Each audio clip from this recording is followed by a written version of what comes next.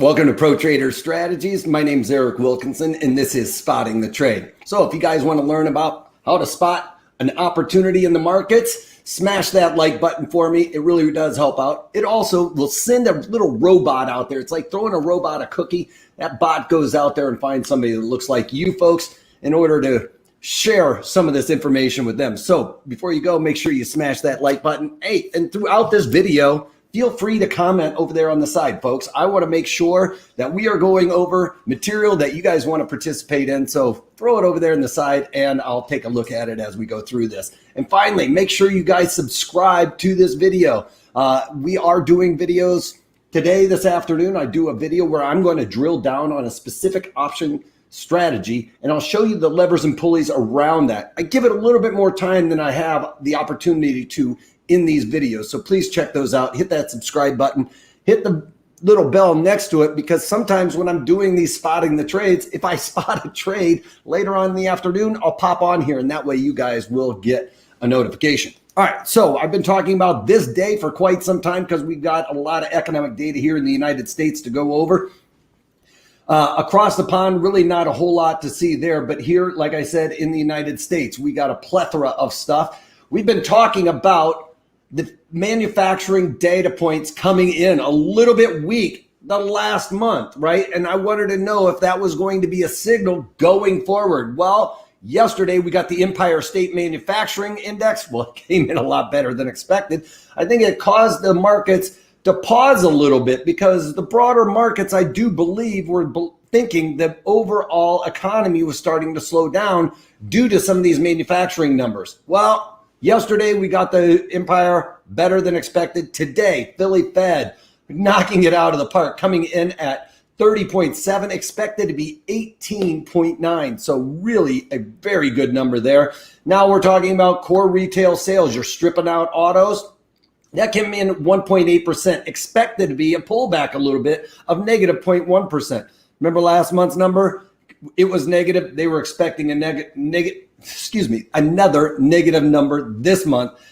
We got that positive knockout of the park number. And that's a bit surprising because we've been hearing about a lot of supply chain issues with the chips going into the autos. Well, not really showing up here. People are finding cars to buy because that auto sales number is just huge. Now we look at retail sales, putting back in those autos, after stripping them out. The one thing I wanted to know about the core let you know about the core retail sales, stripping out those autos, is that the folks in the brick and mortars are noticing more door openings. Okay, so that means basically somebody walking through the door. So that is starting to elevate, despite the fact that we're hearing a lot about this Delta variant and folks are starting to worry about clamping down. Well, folks that are shopping aren't necessarily that concerned, especially when you add back in those autos. It doesn't knock that off at all, coming in at positive 0.7, expected to be a negative 0.7. So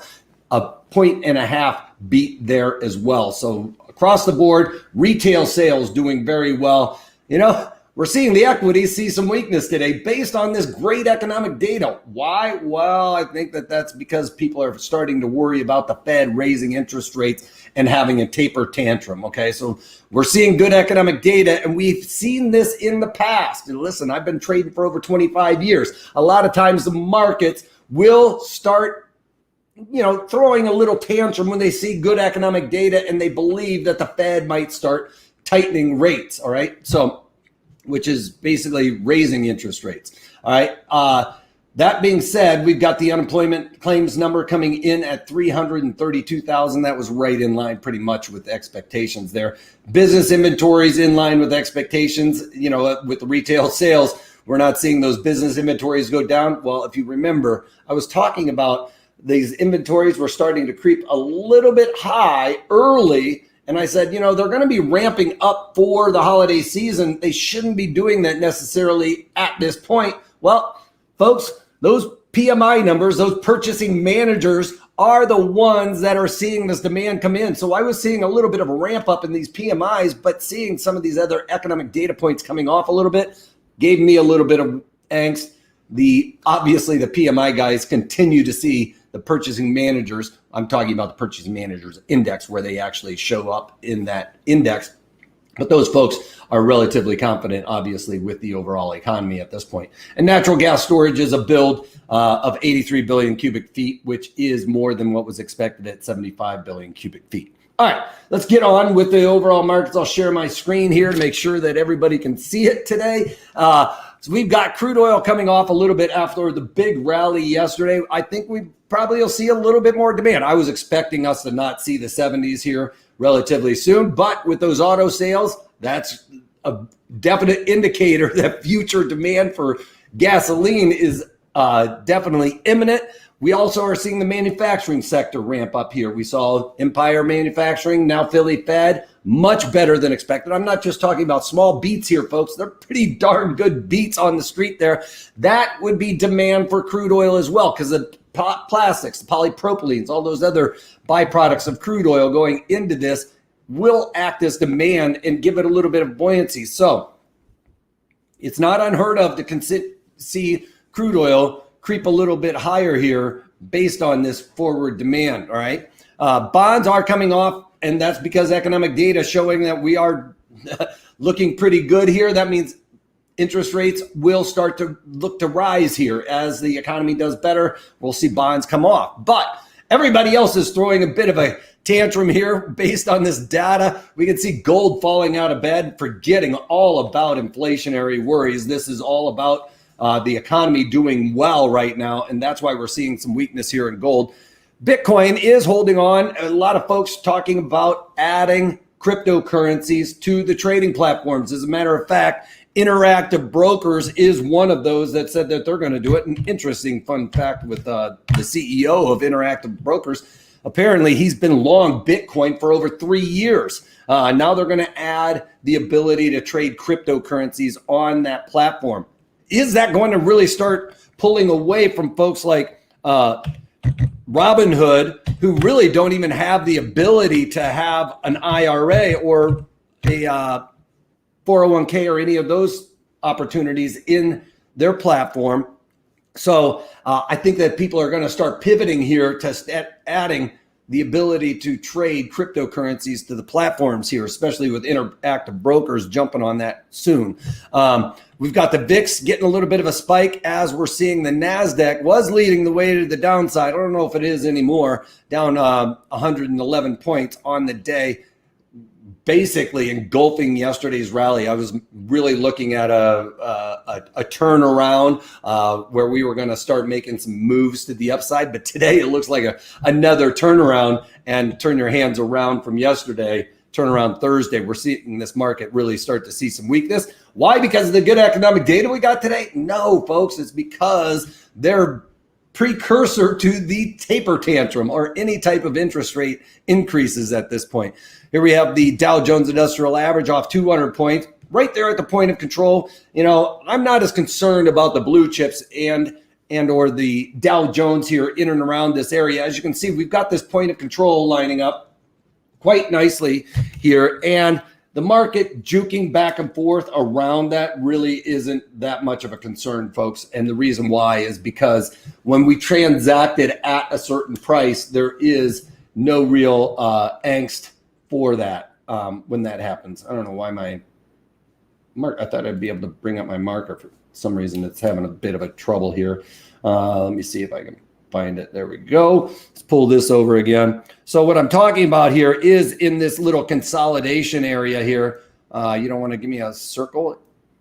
This little area here around that point of control, when these prices have been transacting all throughout this area, there's really a lack of volume behind that, because I don't feel like I need to get in and out when it's trading right here at the same price all the time, right? If I know that it's trading around 34,500 is stuck in my head. And if I just see it trading, you know, within a few percentage points of that number, there's no real angst to get in and out of these trades. So when I'm looking at something like this here, it's really going to settle down, maybe for the next few days here. But the longer we sit there and tighten up around this area, it's like a rubber band around one of those balsa wood propellers, right? Or balsa wood airplanes where you're wrapping the propeller up, and that rubber band gets tighter and tighter and tighter and tighter. Well, the longer you wrap it up and you release it, the more energy is pent up, right? That's the same idea here with the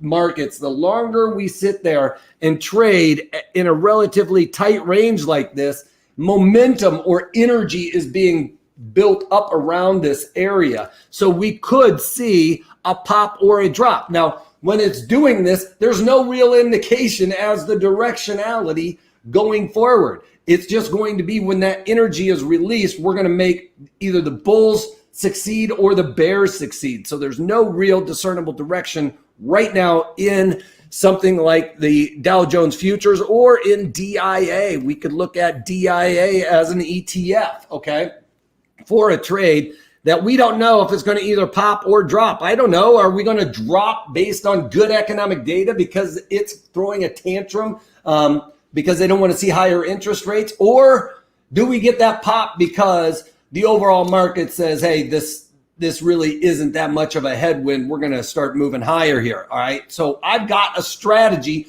based on that. Like right now, we're in flux, right? We just don't know because we're getting mixed signals across the board from here, China, everywhere. There's all kinds of bizarre levers and pulleys in the markets right now. So I'll show you a trade that we can set up around something like this theme or this thesis around an underlying like this. So I'm going to build a strategy in the webinar today around something like this on a pop or a drop. We don't really know where it's going to go, but we're going to try and take advantage of that because we're going to see the markets juke, hopefully, right? So that's the way we're going to try and play this strategy today and talk about it.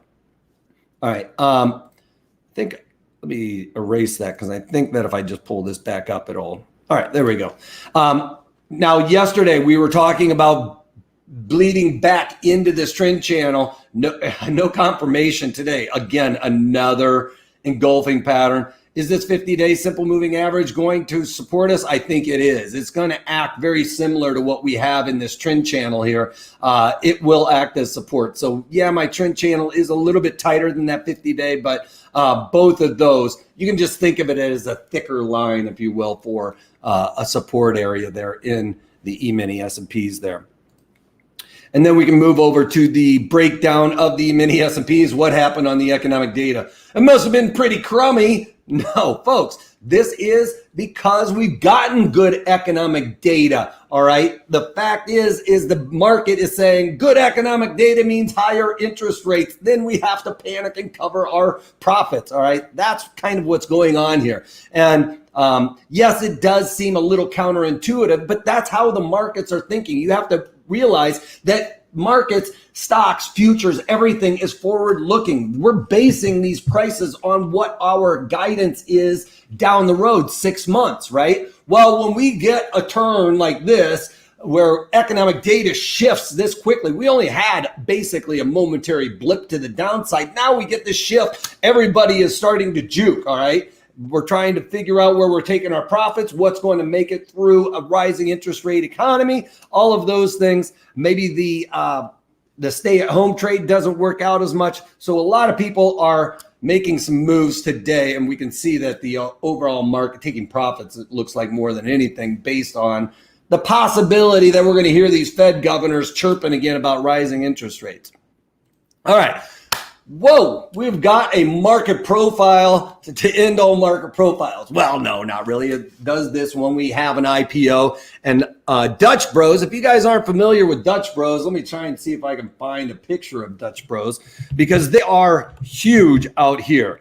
And if you guys remember, I mean, when I'd say maybe 10 years ago, probably before Starbucks came out with the app where you could pay, you would see lines out the door for a Starbucks, maybe waiting 15 minutes in line.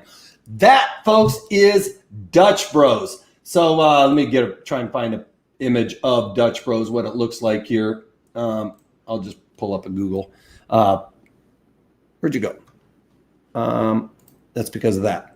All right, so this is what Dutch Bros looks like. It's basically a drive-through Starbucks for kids. It's a lot of smoothies, high sugar drinks, all of that. But here there's lines out the door with these kids. My kids go there probably 2-3 times a week to meet up with their friends. Okay, so that is something where the boomers aren't going. Okay, and that is something with these younger generations. As long as they can stay away from what boomers are doing, they think that they're going to be doing okay. That's why I think there's a headwind there for Bitcoin, and I would lean towards something like Ether or Litecoin or one of the other altcoins there, because boomer coin is Bitcoin right now to my kids. But with Dutch Bros, I think that this company is going to do very well because they are grabbing that younger generation. I mean, I'm talking before you even want your kids drinking coffee, these kids are wanting to go there, and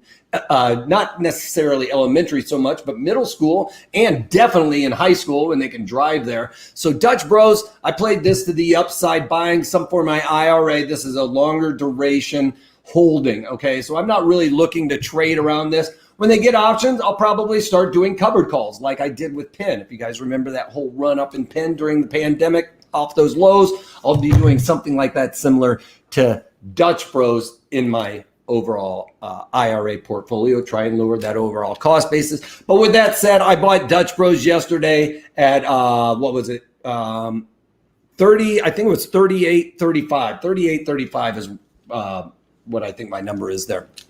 38.35. I bought it near those highs. I did put in another order at, I think it was 33.33 late in the day, and never got hit on those. That was really down near the lows. But I am long Dutch Bros.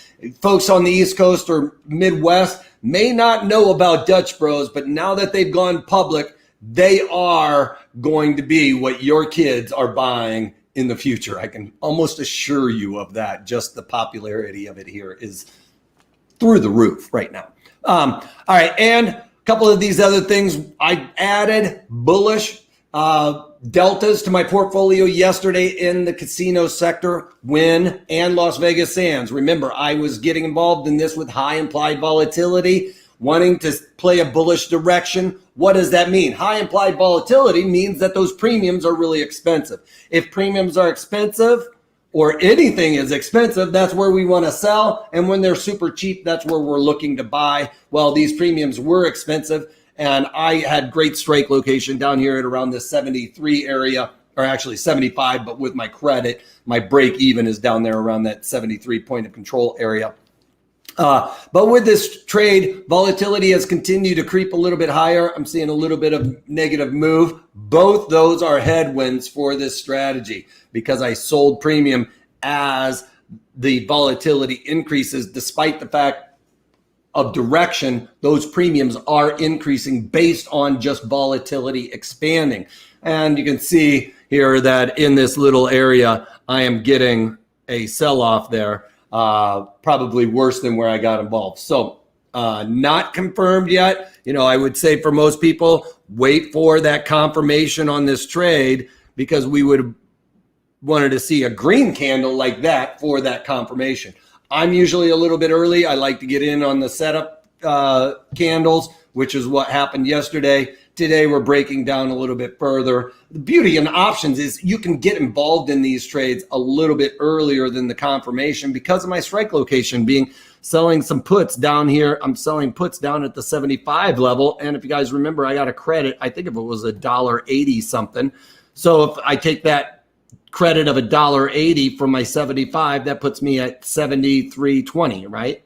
Well, if my break even is at 73.20, we got a point of control right there. I'd be happy to get long and underlying at a point of control for those reasons I talked about with the Dow Jones. We get at that price. There's no angst to really get away from that level once you first visit that. It kind of has a tendency to settle down there. And then the longer it settles there, then we start waiting for that pop or drop.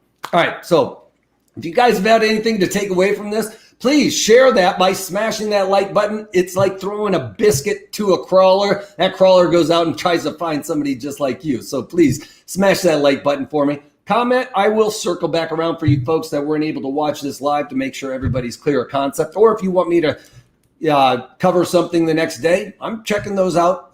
So please comment over there. And finally, subscribe and hit that little bell down at the bottom, because I pop on unannounced when I see a trade. That little bell will give you an indication that, hey, Wolfman's coming on. He's talking about a trade, or maybe even doing a webinar like I'm going to be doing later on this afternoon. So you guys will get a heads up on that. Just click on that little bell for me, because I'd love to have you guys there and participating in that. That's all I got for you folks. We're going to, like I said, doing that webinar this afternoon. Make sure you participate in that. It's going to be on the pop or drop. Sometimes we just don't know, folks. Like when I'm talking about these winding up of the markets, it's going to pop or drop. We're just maybe unsure of that directionality. If that's the case, I've got the trade for you. All right. So if you can't take that, take it easy.